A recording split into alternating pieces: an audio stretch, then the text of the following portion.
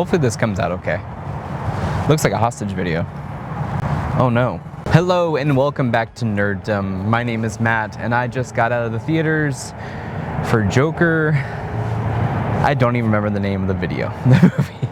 We'll just say Joker 2. Is it Folie, Deux? I do believe is the full title.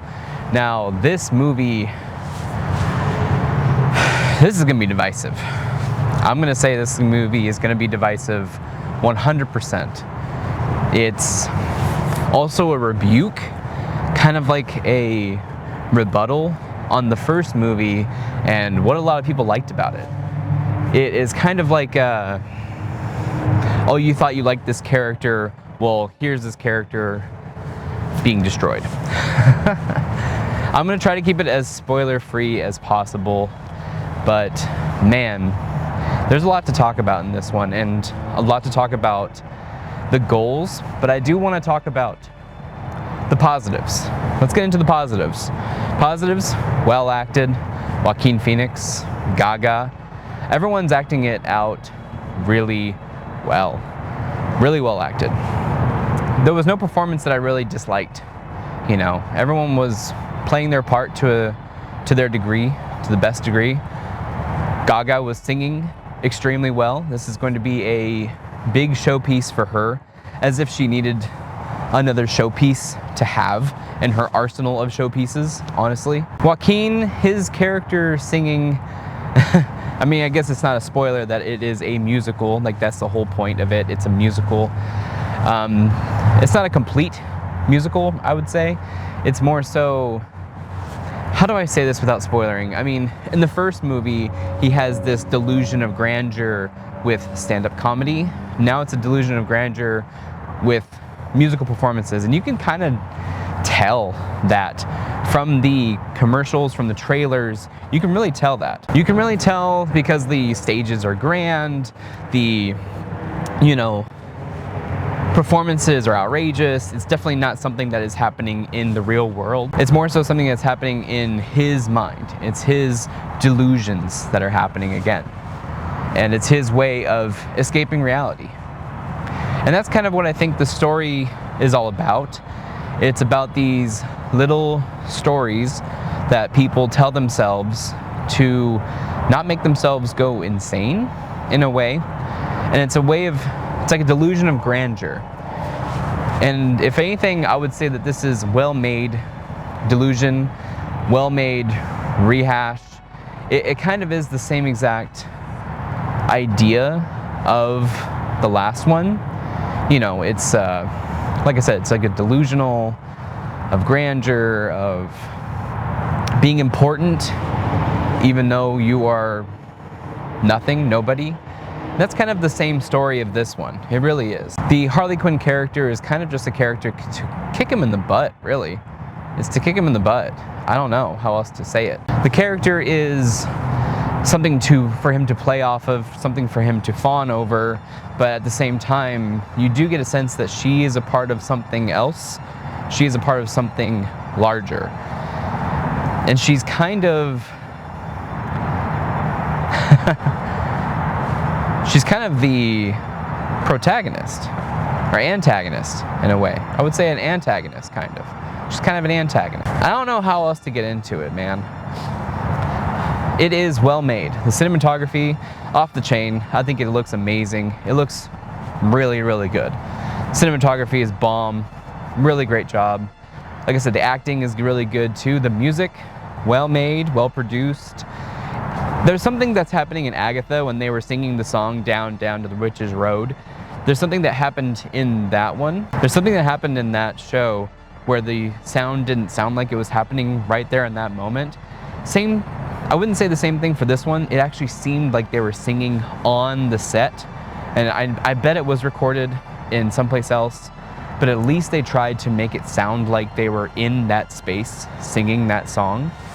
And they actually were. There were some times where it was happening in the real world, in the non-delusional world, and they were singing to each other. So they actually made it, I mean, good quality. There you go.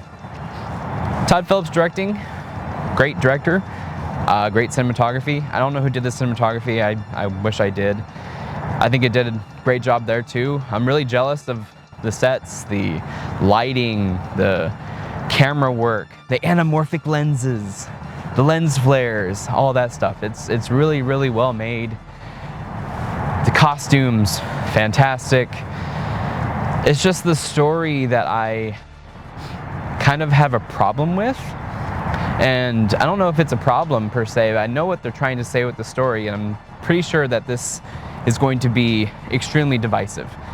What they're trying to say with the story is going to be so divisive, and I hope it actually does create a conversation more so than fighting. There were parts where I felt it was dragging. There were parts where I was just like, man, I kind of was like, how is this going to turn out? You know, I do remember seeing trailers where things were happening, and it may have been just to trick us, it may have been just to fool us. There may be parts in the trailer that didn't happen in the movie. I'm just gonna say that. That happens a lot in trailers, happens a lot in movies. So it's not really too much of a spoiler. Oh man, how much else can I say? Is it worth seeing? Spoiler free, is it worth seeing? If you enjoyed the character of Arthur Fleck for the person that he was, then maybe worth seeing. I'm not sure. I think I'd wait, man. I think I'd wait. I don't think it's worth the IMAX. I just saw it. I just got out of the IMAX showing. Yeah, I don't think I'd go to the movie theaters for this one, guys. It's not a big superhero thing. There are superhero DC comics, Batman comics, like influences. It almost feels like a serious story on serious Earth to me. It feels like a book where you see tangents into different characters within the Gotham universe, within the Batman universe, but then it's not his story. It's kind of like a setup story, you know what I mean? It's a drama. It's a drama set in the DC universe. So, would I run out to the theaters? No. I wouldn't run out to the theaters. I would wait for streaming. Unless you are a cinephile, unless you are a camera, cinematography nerd, then I think you may enjoy some shots in here. It is beautiful. It's well made. That's what I can say. Like, seeing it on IMAX, it was a beautiful, beautiful movie. But it's story-wise, we got some problems. So if you want to stick around for spoilers, feel free to do so. That's the spoiler-free portion, and we're going to get into spoilers in 3, 2, 1. Arthur Fleck is not the Joker. Arthur Fleck is Arthur Fleck. That's one thing that happens with this movie, is he kind of comes to terms with that. He comes to terms with making sure they don't jack my shit. He comes to terms with something always happens when I film in real world, man. It's so weird. He comes to terms with that he is not a supernatural character. He is nobody special. He is just Arthur Fleck. He basically gets graped in Arkham by the security guards, and that kind of demoralizes him. He no longer is putting on a performance in the courtroom. He no longer is this character that he was pretending to be. He was no longer the Joker. And the courtroom with him and Mr. Puddles, I think Mr. Puddles, that scene was really well done. If I had any scene that was my favorite scene, it was the courtroom scene with Mr. Puddles. That was my favorite.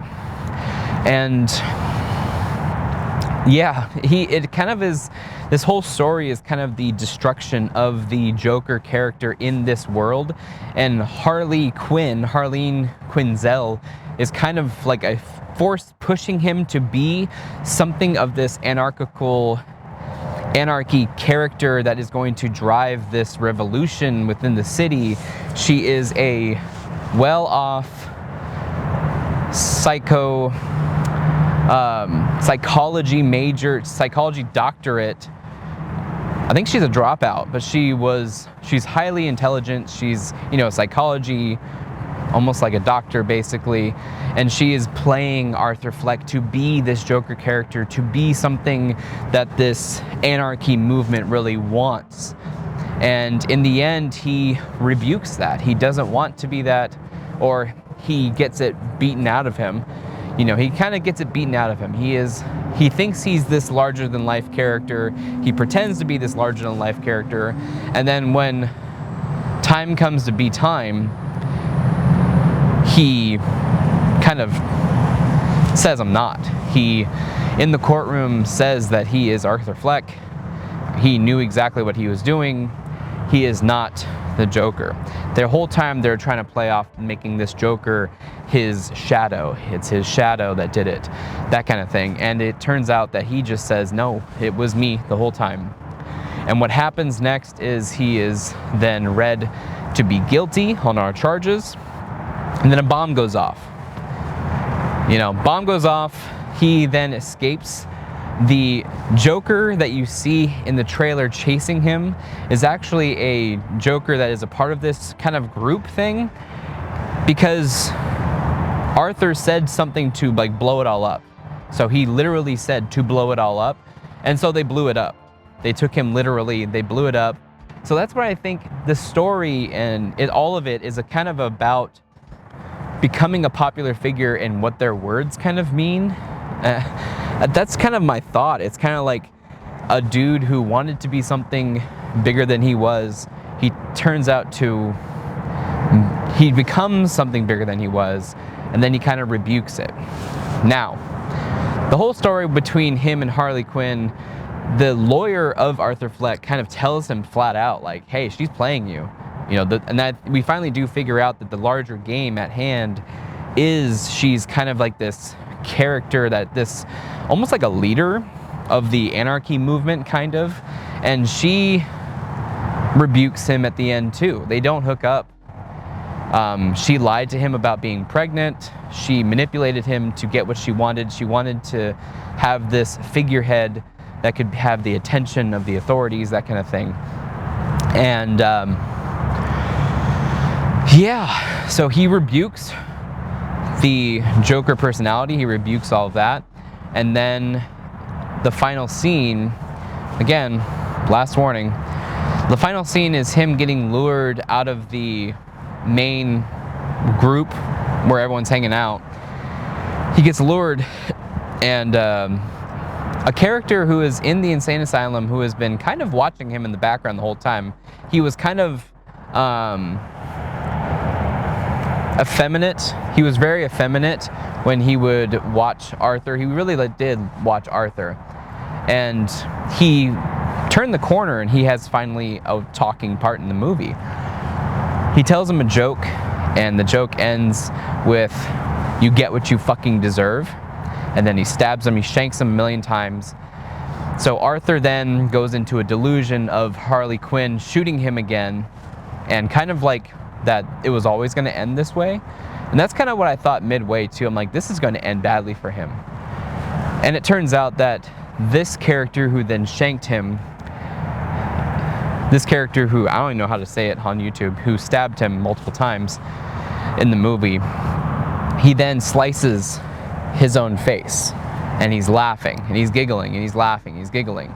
So you are led to believe that this is the new incarnation. This is the new incarnation of the Joker in this Gotham, which, by the way, Gotham looks fantastic. The city looks huge, looks sprawling, looks just like New York.